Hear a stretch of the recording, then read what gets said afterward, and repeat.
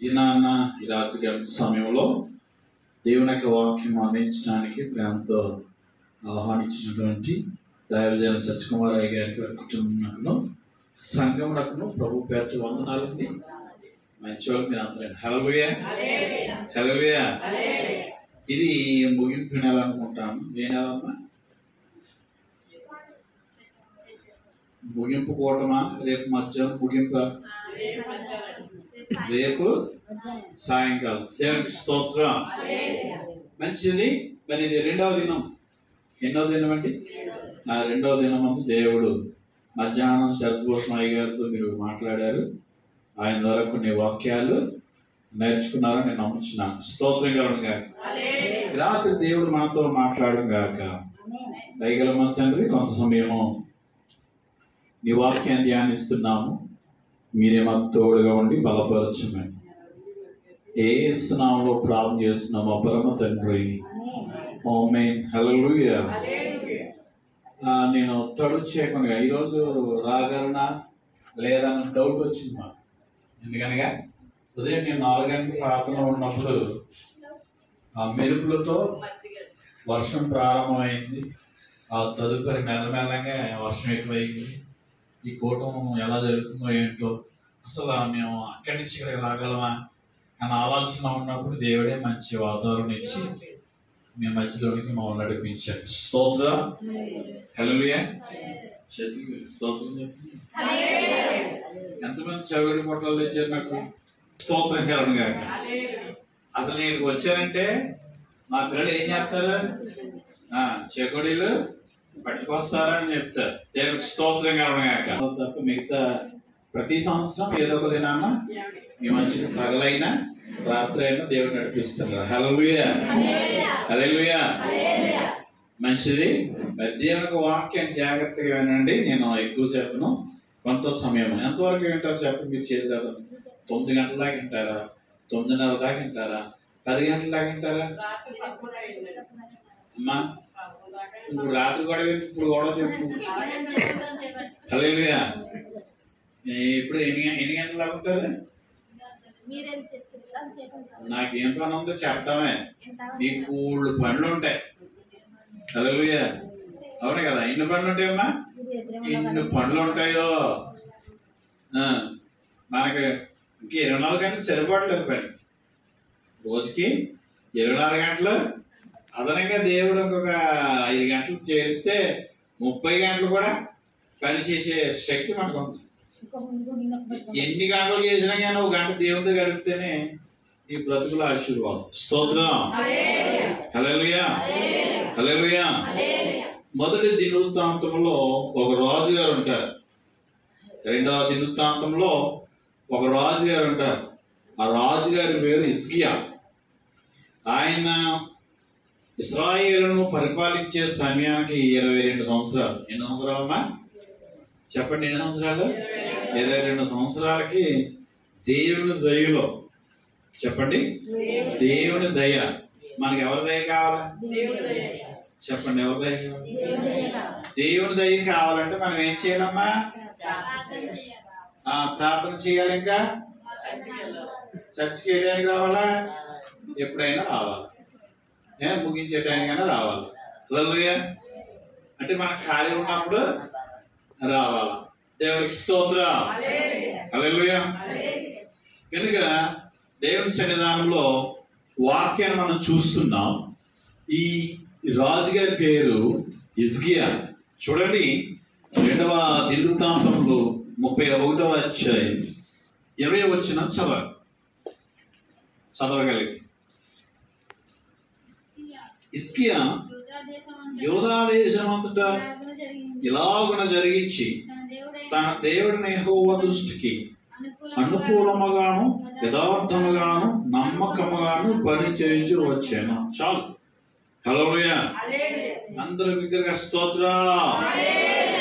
ఎంతమంది కోసం ఉన్నారు కానీ చాలా నీరసంగా కనపడుతున్నారు. దేవుని సన్నిధానం అంటే ఎప్పుడు ఉత్సాహంగా ఉండాలి, సంతోషంగా ఉండాలి. ఎప్పుడైతే దేవుని సన్నిధానం సంతోషంగా ఉంటామో నీ సంతోషం అన్ని విషయాలు దేవుడు కృప చూపించి సఫలం చేస్తాడు. ఆమేన్. హల్లెలూయా. చూడండి, నేను ఒక రాజు గారి గురించి చెప్తాను. అనగనగానంట ఒక రాజుగారంట ఆ రాజుగారికి కథ వచ్చేసింది. అంటే ఒక రాజుగారు అంట, ఆ రాజుగారికి ఎన్ని తరాలు అయిపోతుందో ఈ కథ మాత్రం పోవట్లేదు. దేవునికి స్తోత్రం కలుగుగాక. హల్లెలూయా. ఇప్పుడు అనగనగానే ఇశ్రాయేలును అనగా యూదా దేశం పరిపాలించే రాజులో ఒక రాజు, చాలా మంది రాజులు పరిపాలించారు, కానీ ఈ రాజు గారి పేరు హిజ్కియా. హల్లెలూయా. చూడండి, హిజ్కియాకి దేవుడు అన్ని విషయాల్లో తోడుగా ఉన్నాడు. హిజ్కియా ఏదనుకుంటే అది దేవుడు చేసేవాడు. హిజ్కియా వెళ్ళిన చోటల్లా జయం పొందేవాడు. హిజ్కియా తన కుటుంబము అన్ని విషయాల్లో బలపరుచుకున్నాడు. దానికి కారణం ఏంటంటే హిజ్కియాలో 3 మంచి లక్షణాలు ఉన్నాయి. చెప్పండి, ఎన్ని లక్షణాలు? మీరు మంచివారు అనడానికి ఎన్ని లక్షణాలు ఉంటాయి మీ దగ్గర? 3 ఏంటి చెప్పు. 1 దేవుడు నమ్ముకున్నాడు, 2 ప్రార్థన చేస్తున్నాడు, 3 వాక్యం అంటుంది. ఏదో మంచి లక్షణాలు. హల్లెలూయా. చెప్పండి, హిజ్కియాలో ఉన్న 3 లక్షణాలు చెప్తాను, జాగ్రత్తగా ఉండు. మొదటి లక్షణము, ఆయన దేవుని దృష్టికి అనుకూలంగా ఉన్నాడు. ఎలా ఉన్నాడంటే? అందరూ చెప్పండి, ఎలా ఉన్నాడంట? పాస్టర్ గారు నీకు అనుకూలంగా కాదు, నువ్వు ఆయనకు అనుకూలంగా ఉంటేనే మనం బాగుంటాం. ఆమె స్తోత్రం చెప్పండి. హిజ్కియా ఆ మాట చదవరు కదా, చదవండి. హిజ్కియా యెహోవా దృష్టికి అనుకూలముగా, ఫస్ట్ మాట అనుకూలము, 2వది యథార్థము, 3వది నమ్మకం. నేను ఈ 3 మాటలు మాట్లాడి నేను ముగిస్తాను, ఓకేనా? రైట్. ఎక్కువ మాటలు చెప్పను, 3 మాటలు. మొదటి మాట ఏంటి? ఆయనకి అనుకూలంగా. అందరూ చెప్పండి. ఎవరికి? దేవునికి. రైట్. మనము ఎవరికి అనుకూలంగా ఉంటే బాగుంటాం? చెప్పండి. మొన్న పోయిన 2వ వారం ఎప్పుడో వరలక్ష్మి వ్రతాలు జరిగాయి. బంగారాలు ఎట్టేసి నువ్వు కనబడుతుంది. స్తోత్రం. హల్లెలూయా. షిలోహులో అన్న దేవుని మందిరంలో ఉంది, తన భర్త బయట ఉన్నాడు, తోడుకోడలు బయట ఉంది. అన్న ఎవరికి అనుకూలంగా ఉంది? దేవుడికి అనుకూలంగా ఉంది. స్తోత్రం కలుగుగాక. హల్లెలూయా. దగ్గరగా చెప్పండి ఇంకా. హల్లెలూయా. మన జీవిత కాలం ఎవరికి అనుకూలంగా ఉంటే బాగుంటామో తెలుసా? దేవుడికి, వాక్యానికి, సన్నిధికి మనం అనుకూలంగా ప్రవర్తించినప్పుడు దేవుడు మీకు అసాధ్యమైన కార్యాలన్నీ సాధ్యం చేస్తాడు. హల్లెలూయా. అన్న ఎప్పటి నుంచో అవమానంతో ఉంది, ఎప్పటి నుంచో నిందలతో ఉంది, ఎప్పటి నుంచో ఎన్నో రుగ్మతలతో ఉంది, కానీ అన్న ప్రతి సమయంలోనూ దేవునికి అనుకూలంగా ఉంది. హల్లెలూయా. చెప్పండి, దేవునికి. మనం దేవుణ్ణి నమ్ముకున్నాము అంటే కాదు, ఆయన మాట విన్నామంటే కాదు, నువ్వు ఎంతవరకు ఆయనకు అనుకూలంగా ఉంటున్నావు అనేది కావాలి. స్తోత్రం కలుగుగాక. దేవుడు ప్రతీది ఏం చేస్తాడట? లెక్క చూస్తాడు, ప్రతీది తేరు చూస్తాడు, ప్రతీది నిన్ను ఆయనకు కనుదృష్టి నీ యొక్క మాటను, నీ ప్రవర్తనను, అన్ని విషయాలను దేవుడు గమనిస్తాడు. హిజ్కియా అన్ని విషయాల్లో దేవుడికి అనుకూలంగా ఉన్నాడు. హల్లెలూయా. హల్లెలూయా. ఈ దినాల్లో ఎలా ఉందంటే విశ్వాసం పరిస్థితి, వారికి అనుకూలంగా ఉన్నప్పుడే దేవుడికి సమయాన్ని ఇస్తున్నారు. చెప్పండి, వారికి అనుకూలంగా ఉన్నప్పుడే దేవుడికి సమయాన్ని. అలా కాదు, ఎల్లప్పుడూ ఆయనకు అనుకూలంగా ఉండుగాక. స్తోత్రం చెప్పండి. ఇప్పుడే కాదు, ఎప్పుడైనా సరే, అర్ధరాత్రి సరే, తెల్లవారుజామున సరే, ఎప్పుడైనా సరే దేవుడికే నువ్వు అనుకూలంగా ఉండాలి.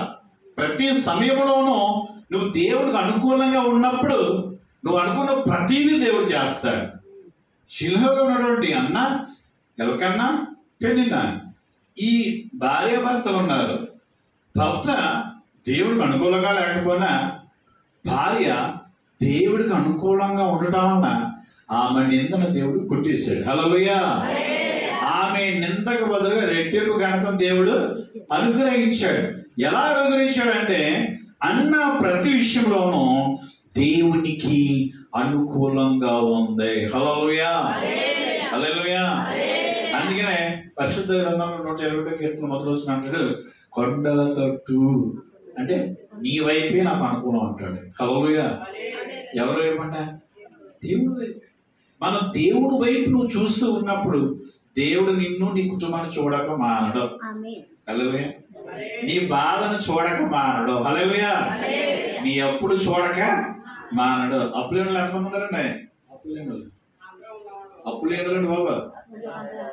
అప్పుడు చేద్దాండి బోర్డు రెండు అల్లెలి చెప్పండి రోజు అయ్యా అప్పుడు వస్తాను రెడీ పెడతారు. మనకి ఏం తక్కువ? అన్నీ తక్కువే. అయినా దేవుడికి అనుకూలంగా ఉండవు. అది అయినా సరే దేవుడికి అనుకూలంగా ఉండమా. ఒంటి నిండా ఏదో ఒకటి ఉంటుంది. ఏంటి? నగలు కాదు, ఏదోటి. స్తోత్రం చెప్పండి. హల్లెలూయా.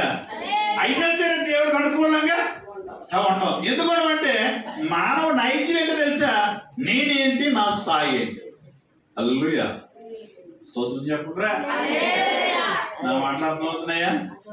అర్థమవుతాము. మా జీవానాద ప్రేమానాద స్తోత్రించెదము. పాడండి.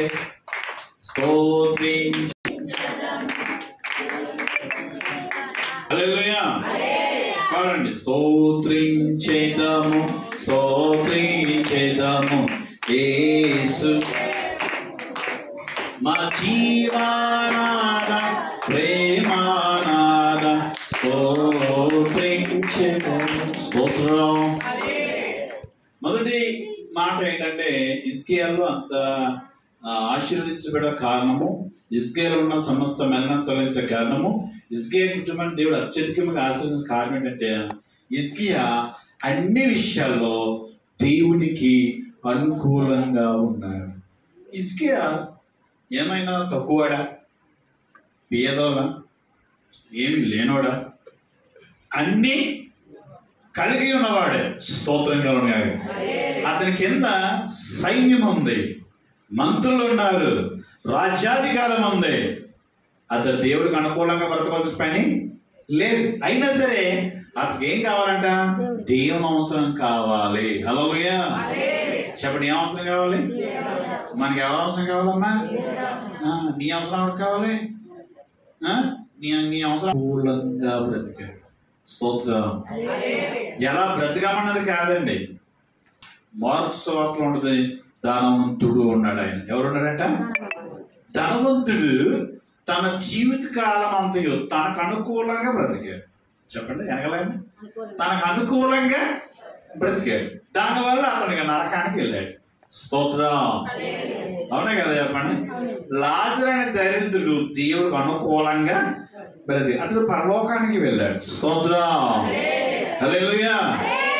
మనము మన జీవిత కాలంలో మన స్థాయి ఎలా ఉన్నా కానీ, మన స్థితి ఎలా ఉన్నా కానీ, మనము దేవునికి అనుకూలంగా ఉంటే నీకు ఆయన అనుకూలంగా మారుతాడు. స్తోత్రం. హల్లెలూయా. హిజ్కియా విషయంలో రాజుగారి విషయంలో మనం నేర్చుకోవాల్సిన మొదటి మాట ఏంటంటే హిజ్కియా అన్ని విషయాలలో దేవునికి ఏం చేయడంట? అనుకూలంగా ప్రవర్తించాను. నాతో చెప్పండి, దేవా నేను ప్రతి సమయంలోనూ అన్ని సమయంలోనూ నేను నీకు అనుకూలంగా ఉంటాను. లేకపోతే నువ్వు అనుకున్నప్పుడు ఉంటావా? ఉంటే నువ్వు ఏమైతే అనుకుంటున్నావో, నీ పిల్లల విషయం అవనండి, నీ భర్త విషయం అవ్వండి, నీ కుటుంబ విషయంలో అవ్వండి, ఏదైనా సరే, నీ అనారోగ్యం విషయంలో అవ్వండి, ఏదైనా ఆయన సమస్తము చేయగలడు. స్తోత్రం. హల్లెలూయా. ఎందుకనగా ఆయన మాట వినగానే దేవుడు నిన్ను బాగు చేస్తాడు. ఆయన మాట వినగానే నువ్వు అనుకున్న పనులన్నీ ఆయన చేయవాడు ఆయనే. బిగ్గరగా స్తోత్రం చెప్పండిరా. అందుకని 20వ కీర్తన 4వ వచనంలో ఒక మాట కనబడుతుంది. ఏమని రాయబడిందంట? త్వరగా చదవండి. 20వ కీర్తన 4వ వచనంలో నీ కోరిక సిద్ధింపు చేసి నీ ఆలోచన యావత్తు సఫలపరచేవాడు నేనే. స్తోత్రం కలుగును గాక. ఏమంటే నీ కోరికను అంటే ఆలోచన పుట్టించేది ఆయనే, ఆ ఆలోచన నెరవేర్చేది కూడా ఆయనే. దేవునికి స్తోత్రం. హల్లెలూయా. అంటే మనకు కోరిక పుట్టించేది ఆయన. మంచి కోరిక ఏది ఎన్న చోట్ల అవమలాంటి కోరిక కాదండి. హల్లెలూయా, హల్లెలూయా. చేతులు బాగా లేపట్లేదు. చెప్పిన మాట ఏంటో తెలుసా అండి, మనము మన జీవిత కాలంలో చూడండి, ఏదైనా తోటలో అవ్వమ్మకి ఆ కోరిక పుట్టించింది దేవుడు కాదు. చెప్పండి, గెహాజీకి ఆ కోరిక పుట్టించింది దేవుడు కాదు. స్తోత్రంగా ఉండగా. అవునా కదా? గెహాజీ ఎవరు? ఎలీషా శిష్యుడు. అవునా కదా? కనుక కొన్ని విషయాలు దేవుడు పుట్టించాడు, కొన్ని విషయాలు దేవునికి ప్రేరేపిస్తాడు. హల్లెలూయా. ఎవరికి దేవుడు ప్రేరేపిస్తాడంటే ఆయనకు అనుకూలంగా ఉన్న వారికి దేవుడు ఆ కోరికను సిద్ధింప చేస్తాడు. హల్లెలూయా, హల్లెలూయా. మనం దేవుడిని నమ్మింది ఆయనకి అనుకూలంగా బ్రతకటానికి. ఈ జీవితం ఇచ్చింది ఆయనకు అనుకూలంగా జీవించడానికి. స్తోత్రం కలుగును గాక. కాపరి వెళుతూ ఉన్నప్పుడు గొర్రెలు ఆయనను వెంబడించినట్లుగా సంఘం ఎప్పుడు కాపరిని వెంబడిస్తూ ఉంటే ఆ గొర్రెల ఎడల దేవుడు ప్రత్యేకమైన శ్రద్ధ చూపుతాడు. స్తోత్రం, హల్లెలూయా. ఈ హిజ్కియా నేర్చుకున్నది ఏంటో తెలుసా? నా దేవుడు నాకు ఈ స్థాయి ఇచ్చాడు కనుక నేను నా దేవుడికి అనుకూలంగా ఉంటాను. నేను నా దేవుడికి అనుకూలంగా ఉంటే నా శత్రువులు నన్ను ఏమీ చెయ్యలేదు. హల్లెలూయా. శత్రువులు అనగా అనారోగ్యం అనే శత్రువు, అప్పులు అనే శత్రువు, సమస్యలనే శత్రువు, ఇవన్నీ మనకి శత్రువులే. అవునా కదా? దీనివల్ల మనం ఏదో ఒక దాంతో పోరాటము చేస్తానే ఉంటాం.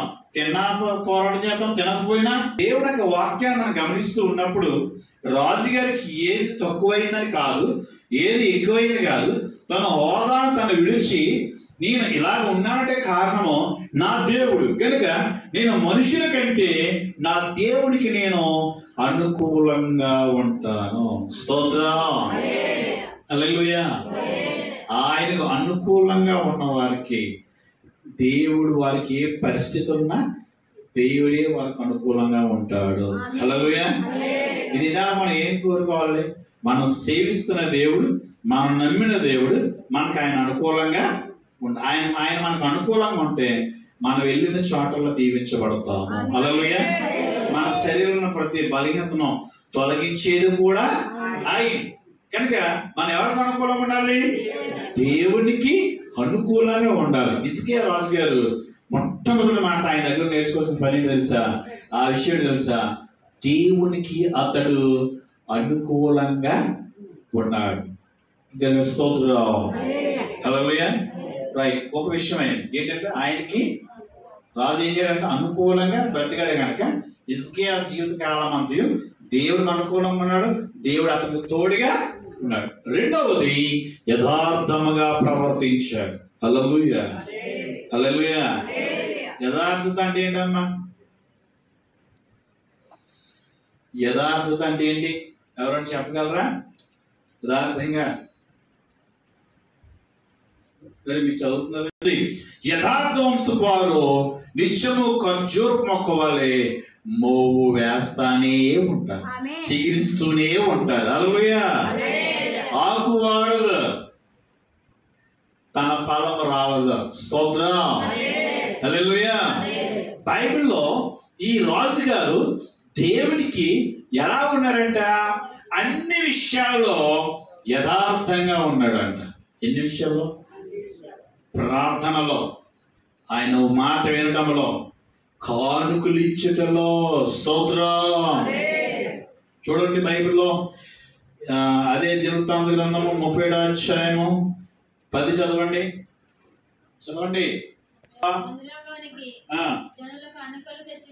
చెప్పాలి యథార్థంగా. అననీయ సప్పీరా ఉన్నారు కదా బైబిల్లో, వాళ్ళిద్దరు భార్య భర్తలతో యథార్థవంతులా? కాదా? భర్త వచ్చి ఏదో మాట చెప్పాడు, తర్వాత కూడా అదే మాట భార్య చెప్పాడు, కానీ దేవుని యొక్క ఉగ్రతకు వాళ్ళు ఫాలో. స్తోత్రం కలుగును గాక. మనం దేవుని విషయంలో యథార్థంగా ఉండాలి. చూడండి, ఇక్కడ ఉన్న యథార్థంగా ఉన్న కుటుంబాలు అంటే వాళ్ళు సమృద్ధిగా భోజనం చేసినాను ఇంకానూ మిగులుచుందంట. దేవుడి యొక్క మందిరంలోనికి కానుకలు తేవడం ప్రారంభించినప్పుడు దేవుడు వారి యథార్థను బట్టి దేవుడు అన్ని విషయాల్లో దీవించాడంట వారు. హల్లెలూయా, హల్లెలూయా. మనలను దేవుడు అన్ని విషయాలలో దీవించాడు అనగా దేవుడు నీ యథార్థతను చూస్తాడు. చెప్పండి, ఏం చూస్తాడంటే? యథార్థత అంటే నీ నిదానం, నీ పరిశుభ్రత, నీ పవిత్రత, నీ మాట. స్తోత్రం కలుగును గాక. యేసు ప్రభువు చెప్పారు మత్తయి సువార్తలో, అవునంటే అవును, అంతే, ముందో మాట వెనకాల మాట చెప్పకూడదు. ఇది యథార్థవంతులకు మంచిది కాదు. స్తోత్రం, హల్లెలూయా. యథార్థంగా దేవుని ఎడల రాజుగారు ప్రవర్తించడం వలన దేవుడు హిజ్కియా గారికి తోడుగా ఉన్నాడు. స్తోత్రం, హల్లెలూయా.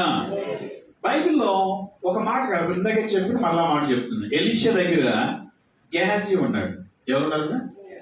గెహాజీ అంటే గురువు గారి దగ్గర శిష్యుడు అన్నమాట. ఎలీషా గురువు గారు ఎవరు? శిష్యుడు ఎవరు? గెహాజీ. రోజున నయమాన్ వచ్చాడు. ఎవరి దగ్గరికి అంట? దైవజనులైన ఎలీషా దగ్గరికి వచ్చాడు. ఎలీషా దగ్గరికి వస్తే నయమానికి ఏ రోగం ఉంది? కుష్ఠరోగం. ఎవరమ్మా? సిరియా దేశం నుంచి నయమాన్ వచ్చాడు. వస్తే అక్కడ జరిగిన విషయం గమనించండి. అక్కడ సిచ్యువేషన్ అంతా బాగా ఉంది. కానుకలు తెచ్చాడు. నదిలోకి వెళ్ళి 7 సార్లు ములగ్గా అతడు యోర్దానులో 7 సార్లు మునిగినప్పుడు అతడు కుష్టిపోయింది, బాగుపడ్డాడు. తర్వాత కానుకలు అట్టు వచ్చి ఎలీషాకి ఇస్తే, నీ కానుకలు నాకు వద్దు, పట్టుకుపో అన్నాడు. అవునా? పట్టుకుపో అన్నాడు. వెంటనే రాజుగారు ఏం చేశాడంటే, నయమని ఏం చేశాడు? ఆ సైన్యాధిపతి ఆ కానుకలు తీసుకుని తను మళ్ళీ తిరిగి ప్రయాణం వెళ్ళిపోతుంటే ఆ కానుకల మీదకి ఎవరు మనసు లాగిందంట? గెహాజీ మనసు లాగింది. గెహాజీ త్వరగా వెళ్ళిపోయి నయం దగ్గరికి వెళ్ళి కొన్ని విషయాలు తెచ్చుకుని మామూలుగా వచ్చి గురువు గారు కూర్చున్నారు. అప్పుడు గురువు గారు అడుగుతున్నారు, ఏమని? ఎలిషా అడుగుతున్నాడు, ఏమని? గెహాజీ ఎక్కడికి వెళ్ళావు? స్తోత్రం చెప్పండి. హల్లెలూయా. గెహాజీ ఎక్కడికి వెళ్ళావు అంటే, ఇతరు అంటే, నేను ఎక్కడికి వెళ్ళలేదు, ఎక్కడికి వెళ్ళలేదు గురువు గారు, నేను ఇక్కడే ఉన్నాను, బయటే ఉన్నాను, మీరు లోపల ఉన్నారు, నేను ఎక్కడికి వెళ్ళాను అంటాడు ఆయన. ఎవరు? గెహాజీ. స్తోత్రం కలుగును గాక. ఎవరి దగ్గర? ఎలీషా దగ్గర. చాలాసార్లు అడిగాడు, నిజం చెప్పు, నువ్వు ఎక్కడికి వెళ్ళదా అంటే, నేను ఎక్కడికి వెళ్ళలేదంటే ఇక్కడే కూర్చున్నాను. అప్పుడు ఎలీషా అంటే గెహాజీతో, నీవు నయామాను దగ్గరికి పరిగెత్తి వెళ్ళినప్పుడు నా మనసు నీతో రాలేదా? హల్లెలూయా. అంటే దేవుడు మనసు మీతోటే ఉంటుంది గాక. హల్లెలూయా. అంటే దేవుడు మనతో ఉంటాడండి.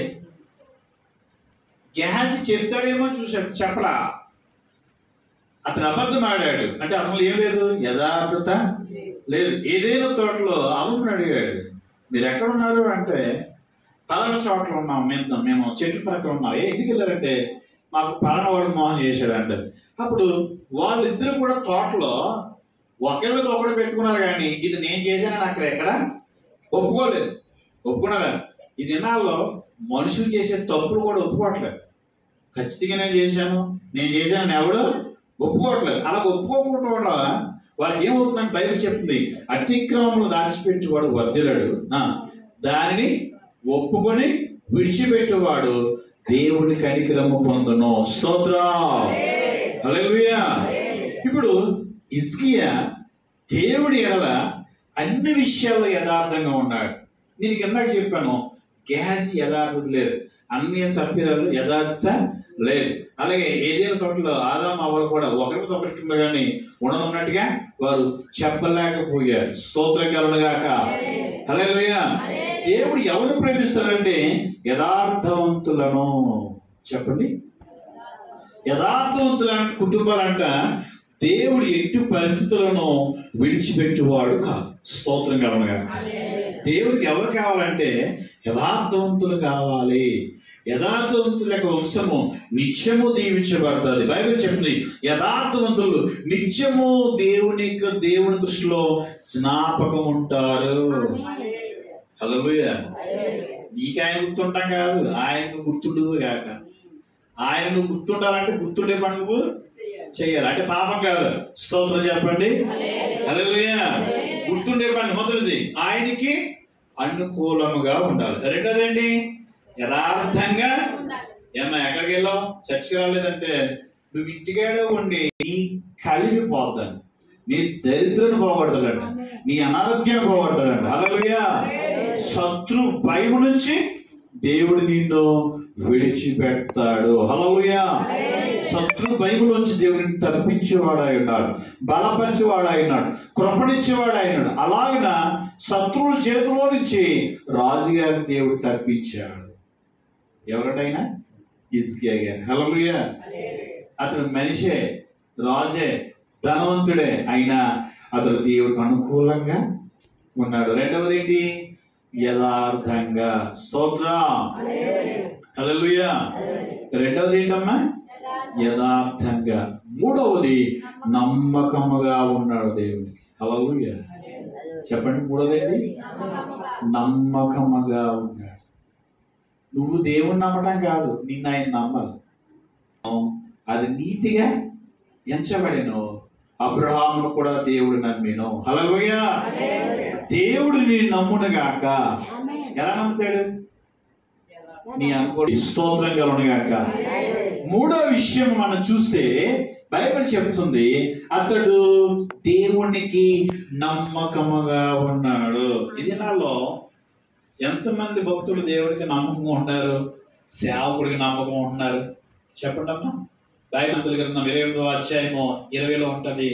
మీకు తెలుసున్నమాట. త్వరగా చదవండి. సామెతలు 28:20లో ఉన్నమాట మీకు తెలుసున్నమాట. అది నమ్మకమైన వానికి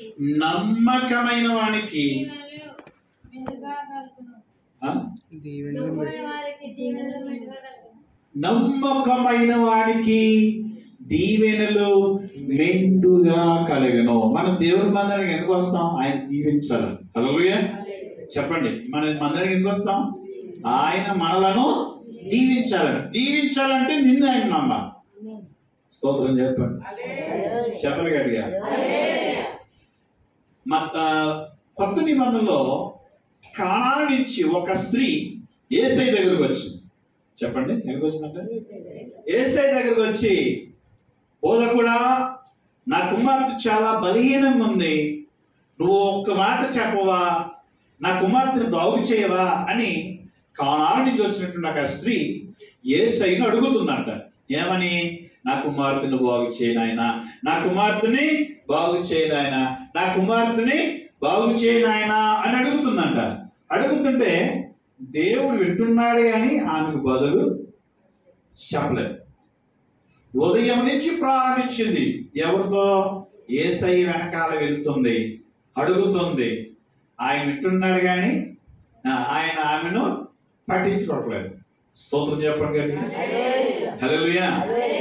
ఆయన వింటున్నాడు కానీ పట్టించుకోవట్లేదు, తిరిగి సమాధానము చెప్పట్లేదు. ఉదయం నుంచి సాయంకాలం దాకా ఆమె యేసయ్యను వెంబడిస్తూనే ఉంది. స్తోత్రం. అడుగుతూనే ఉంది. శిష్యులకి చిరాకు వచ్చింది.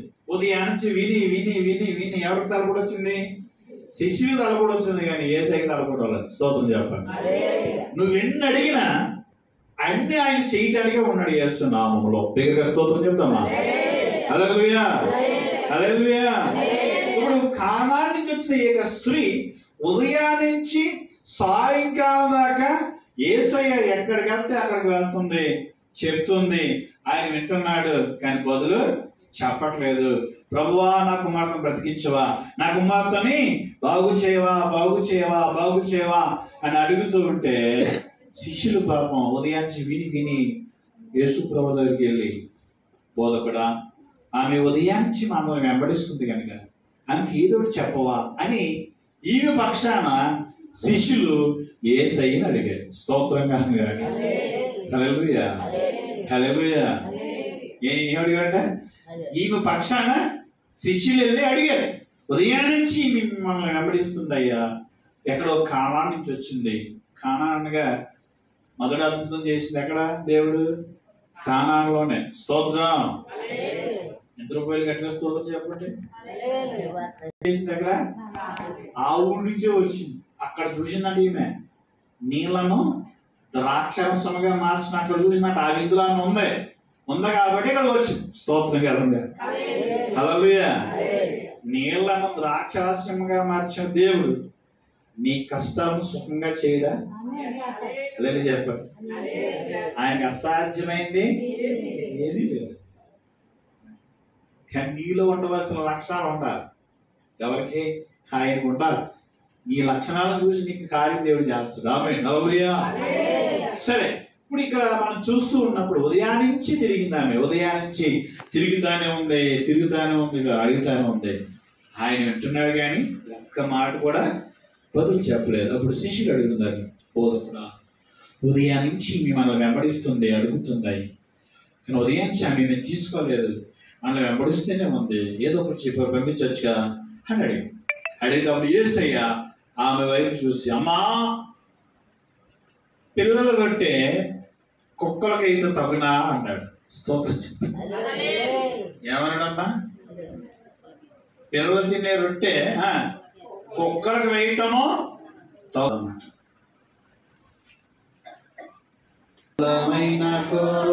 చూడండి మత్తయి సువార్త. ఆ రోజు ఆయన అరగంటేనే ఎవరేం పట్టించుకోవట్లేదు. ఇప్పుడు పాస్టర్ గారు చిన్న మాట అన్నా దాంట్లో హల్లెలూయా. నా తండ్రి యేసు పశువుల పాకలో తన్ను తాను చూడు తగ్గించుకోలేను కుమారుడు క్రీస్తు ఒలీవల తోటలో మోకాల కన్నీల ప్రార్థన చూడు. మన తండ్రి తగ్గించుకున్నాడు. హల్లెలూయా. తగ్గించుకోవడం తప్పేమీ లేదు. మనం హెచ్చించుకుంటేనే తగ్గించబడతాం. మనం తగ్గించుకుంటే ఈ కానా నుంచి వచ్చిన స్త్రీ ఏమన్నా తెలుసు? చదవండి. ఆమె నిజమే ప్రభువా, కుక్క పిల్లలకు. ఆ మాట ఆయన చెప్తాడు 28లో ఉంటుంది అన్నమాట. అందుకు యేసు, అమ్మా ఈ విశ్వాసం అదే అనిపించుకోవాలి మీరు. స్తోత్రం. హల్లెలూయా. అదే మనం అయితే ఉన్నాడు. స్తోత్రం. హల్లెలూయా. హల్లెలూయా. దేవుడు అన్ని విషయాల్లో హిజ్కియాని చూశాడు. 3 విషయాల్లో దేవుడికి హిజ్కియా రాజు గారు నమ్మకముగా కనిపించాడు. స్తోత్రం. చూడండి 21 కూడా కంప్లీట్ చేయండి. హిజ్కియా గ్రంథంలో త్వరగా చదవండి అమ్మా, త్వరగా చదవండి. తన దేవుని ఆశ్రయించుటకే దేవుని మందిరం సేవ విషయమందేమి, ధర్మశాస్త్ర విషయమందేమి, ధర్మవంతుల విషయం తాను ఆరంభించిన ప్రతి పని అతను హృదయపూర్వకంగా జరిగించి వర్ధిల్లెను. స్తోత్ర. హల్లెలూయా. ఏం చేయాలంట? 4వ మాట, ఏ పని చేసినా హృదయపూర్వకముగా చేశాడు. అందరూ గట్టిగా స్తోత్రం చెప్పండి. మొదటి మాట ఏంటి? అందరూ చెప్పాలా? ఎవరికి అనుకూలంగానే? అది ఇప్పుడు వస్తున్నాయి. ఎవరికి అనుకూలంగా? మీరు దేవునికి అనుకూలంగా, సేవకు అనుకూలం అంటే మీరు అనుకున్నాయన్నీ చెయ్యును గాక. రెండోది యథార్థంగా ఏంటి? ఇప్పుడు నేనే ఉన్నాను, చెయ్యుడు పొట్లో ఎక్కడో లేదు, ఏ మేలు చెయ్యక ఉంటాడు, ఏదో ఒక మేలు. మూడవది ఏంటి? నమ్మకముగా ఉంటాడు. 4వది ప్రతి పని చేసేవాడు. హల్లెలూయా. ఏ పని? హృదయపూర్వకం. దయగల తండ్రి, కృపగలమైన యేసు నీకు వందనాలు చెల్లిస్తున్నాము. విన్న వాక్యం మాలో ఫలింప చేయండి. ఆయన రాజు గారు నమ్మకముగా నీ సన్నిధానంలో ఆయన అతడు ఏలన ఆరంభించినప్పుడు తండ్రి నీ సన్నిధానంలో నీకు అనుకూలంగాను, యథార్థముగాను, నమ్మకముగాను, హృదయపూర్వకంగా అన్ని విషయాల్లో అతడు జరిగించింది కనుక అతడు చేసిన ప్రతి పనులను వర్ధిల్లింప చేసినట్లుగా నీ సన్నిధిలో ప్రతి కుటుంబాన్ని వర్ధిల్లింప చేయండి. నమ్మకంగా ఉన్న వరకు నమ్మకమైన దీవెనలు దయచేయండి. మెండైన ఆశీర్వాదాలు వీళ్ళకు అనుగ్రహించమని మేము ప్రార్థన చేస్తున్నాము. యథార్థంగా ఉండి ప్రవర్తించే వారికి ఆయన ఏ మేలు చేయక మారడని మీరు మాట్లాడారు. అన్ని విషయం మీరు కార్యం జరిగించండి, బలపరచండి. సత్యకుమార్ కుటుంబంలో వారి పరిచయను అన్న ప్రతి అక్కరతలను మీరు తీర్చండి, బలపరచు, దీవించమని యేసు నామములో ప్రార్థన చేస్తున్నాం పరమ తండ్రి, ఆమేన్. అందరికీ వందనాలండి. మళ్ళా చెప్పండి అమ్మా, మళ్ళీ ఏముండాలి? పరిశుద్ధాత్మ అన్యోన్య సహవాసం ఆశీర్వాదము ఈ యొక్క పరిచర్యను విషయంలో తోడుగా మీరు జరుగుతున్న ముగింపు ఉపవాస ప్రార్థనలను సత్యకుమార్ పరిచయం మాకును ఇప్పుడప్పుడు సదాకాలము తోడుగా నడిపించి ఆస్వాదించిన గాక. ఆమేన్. యేసు రక్తమేచే ప్రవేశ రక్తమేచే సంపూర్ణ విషయం అపవాదికి అంతా కూడా నాశనం కలుగును గాక. అందరికీ